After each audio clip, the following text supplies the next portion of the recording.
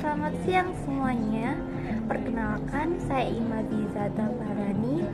Di sini saya akan ngobrol santai dengan kakak yang di samping saya terkait isu manajemen strategi, di mana saya akan bertanya mengenai statement terkait strategi level bisnis.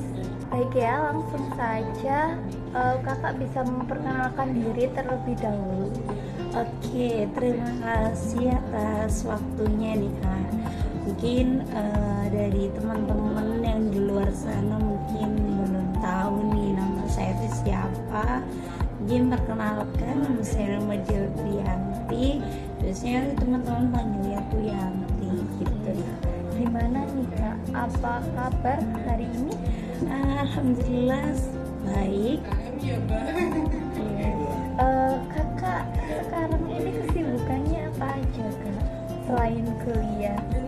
Kesibukannya mungkin saya ini banyak kayak upgrade diri gitu Kak, untuk mencari wawasan yang lebih luas lagi di luar sana gitu. Oke kak, itu langsung saja ya kak. Iya, Tanpa boleh. berlama-lama lagi, langsung saja kita akan ngobrol terkait dengan strategi level bisnis. Jadi saya ada satu statement. Menurut kakak ini bagaimana gitu ya kakak, bisa menyampaikan boleh. tanggapannya. Jadi menurut kakak terkait strategi bisnis, apakah harus sesuai dengan segmentasi pasar seperti menyesuaikan Gen Z, milenial gitu? Bagaimana menurut kakak? Oke nih Kak, mungkin saya bisa menjawab ya teman-teman. Jadi untuk menurut saya itu strategi itu jangan hanya atau jangan kayak berpaku dengan apa sih yang saat ini tuh sedang tren di Gen Z dan juga di milenial, karena kita tuh juga perlu memahami juga kalau kita hanya mengikuti tren dan juga apa yang sedang dipakai oleh teman-teman Gen Z, apa yang sedang booming di kalangan Gen Z dan juga milenial, nantinya itu akan meredupkan atau akan kayak menghilangkan ciri khas dari produk atau yang kita miliki sendiri gitu. Karena kan kalau yang menurut saya itu ya Gen Z milenial itu kan seleranya tuh biasanya tuh berubah-ubah ya Kak ya, gak hanya berlaku kayak ya nih hari ini tuh mereka lagi booming terkait hal ini, besoknya tuh bisa tiba-tiba mereka tuh berganti nih dengan tren yang baru lagi. Kalau kita dipaksa untuk menyesuaikan hal itu, maka yang ada di internal kita sendiri atau dari kitanya sendiri sebagai perusahaan itu kayak dipaksa sekali, sedangkan nantinya itu dana kita tuh kurang, arah perusahaan kita tuh sebenarnya tuh nggak ke situ gitu. Itu sih Kak. Tadi kakak kan membahasnya mengenai tren ya. Iya. Nah di sini tuh sebenarnya saya bertanya mengenai segmentasi pasar, segmentasi ya. seperti kayak target Iya, market iya. gitu loh kak. Iya.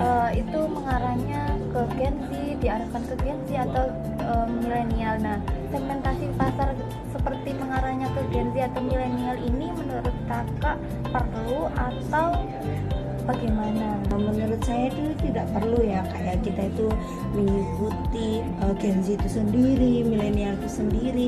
Mungkin bisa lebih kita tuh kayak kita petakan nih, kalau kita untuk menentukan strategi itu ya di tengah-tengahnya aja. Gen Z itu pinginnya seperti apa, milenial itu seperti apa. Jadi kita tuh nggak perlu nih kayak bikin produk yang masing-masing gitu, karena kan kita juga kan harus searchnya itu harus secara luas juga. Kalau kita memetakan milenial tuh apa, Gen Z itu bagaimana gitu sih Kak, akan membutuhkan waktu yang cukup lama juga gitu.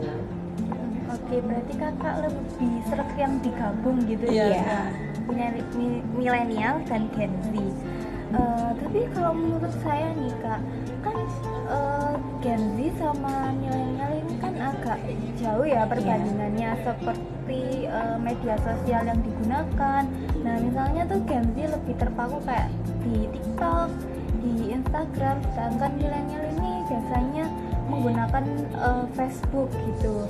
Nah, secara informasi ini yang didapatkan pasti akan berbeda terkait dengan Gen Z dan milenial.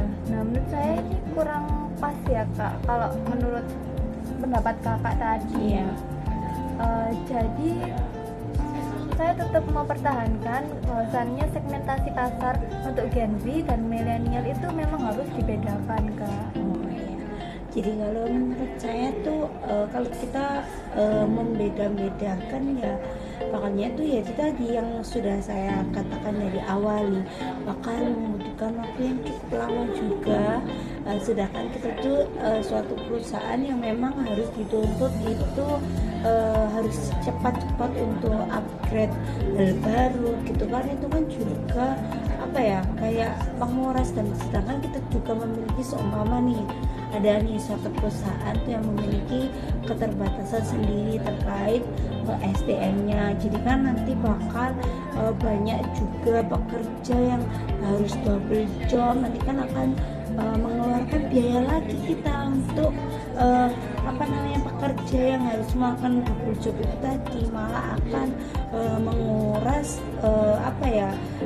biaya yang ada di internal perusahaan kita sendiri. Jadi mungkin terkait tadi ya kakaknya kan bilang nih kalau di milenial itu banyak menggunakan Facebook gitu-gitu, sedangkan Gen Z itu TikTok, Instagram gitu lah. Mungkin kita bisa nih kayak mengadakan booth atau pameran yang memang di sana tuh jangkauannya tuh bisa didatangi oleh keduanya gitu sih Kak.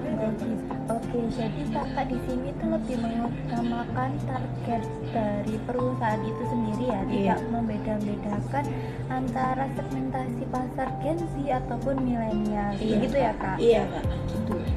Jadi biar lebih mudah saja gitu tuh kan. Kalau memang perusahaan itu kan juga dikejar ya Kak ya, banyak pesaing-pesaing perusahaan yang lainnya juga itu Kak. Mungkin itu statement dari saya Kak. Oke, dari statement kita perbincangkan saat ini dapat ditarik kesimpulan bahwasannya terkait dengan segmentasi pasar Gen Z dan milenial, terkait pembedaan dan penggabungan itu ada plus minusnya masing-masing teman-teman. Jadi perlu dilakukan sesuai dengan target perusahaannya masing-masing. Iya benar. Lebih memilih efisiensi atau efektivitas yang perlu dikejar oleh perusahaan itu. Oke, sekian dari ngobrol santai kita.